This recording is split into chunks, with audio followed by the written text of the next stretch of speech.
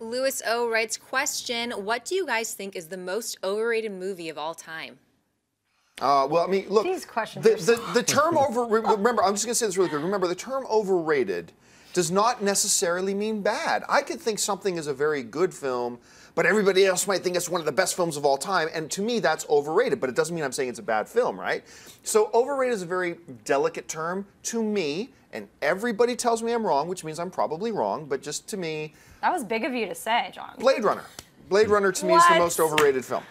Blade Runner was freaking fantastic. I know. Everybody tells me that. He pushed the envelope of sci-fi. Everybody feels that way. I am the only one that feels that way, which means I am wrong. One of Ridley Scott's best. But I am never going to just say what I think people want to hear. And I'm going to be honest. If you ask me a question, I'm going to tell you my honest answer, and I don't care what people think. And I think Blade Runner's overrated. And I know everybody disagrees with me, but that's just mine. So what do you guys think? We sure do.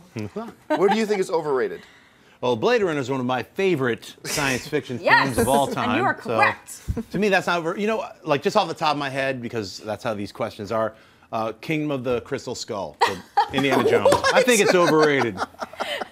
Top of my head, Bourne Legacy. I think that's overrated, even though a lot of people didn't like it. And they the were 1998 right. Matthew Broderick Godzilla. I think that's overrated. See, these guys will give you the Titanic. safe answers. Titanic. I'll give Overrated. you the real answers. All right, let's do two more really quick.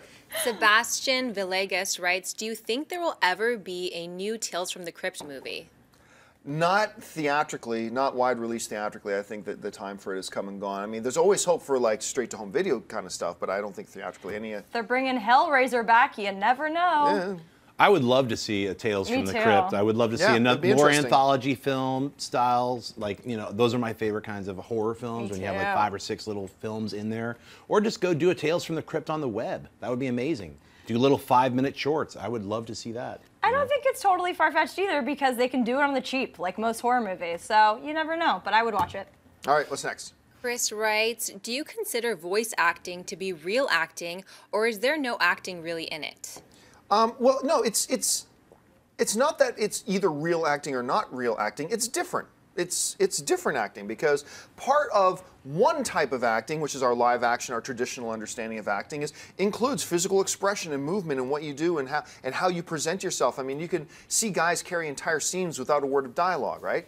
Voice acting is kind of different because you can say we would say lines in an animated film differently than you would say it if you were in live action because you don't have that physical presence. You're doing something a little bit different.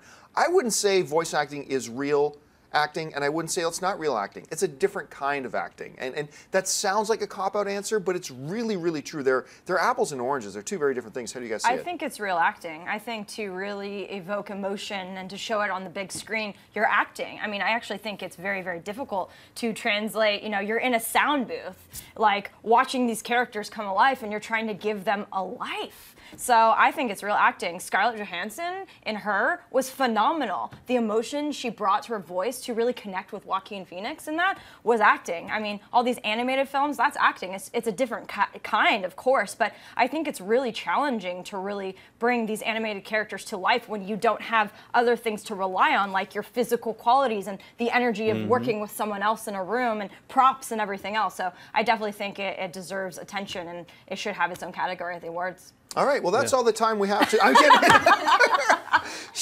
Ladies and gentlemen, what do you think?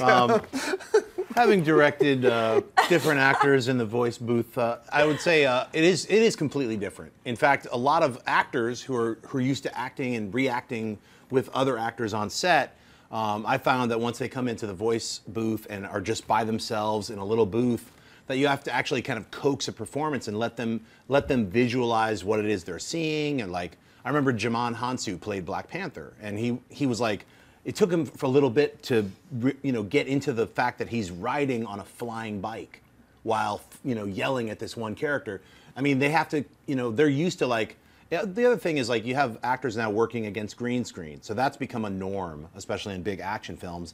And that also is something that an actor has to adapt to because we're not on a set. You have to get in character and also imagine with everyone else, and the director has to let you know what you're seeing, and you have to just. Doing voiceover requires a lot of imagination, more so than an actor who's performing perhaps on a set. So it's a different kind of role. It's definitely acting though. So I mean, I think it's just like you said, it's a different kind. But If you like this video, be sure to give it a thumbs up and don't forget to subscribe to AMC Movie News on YouTube. It's free and a great way to stay updated with all the latest movie news and check out our daily show, AMC Movie Talk. Also, don't forget to check us out on Facebook and Twitter to stay in the loop for our special prizes, giveaways, and contests.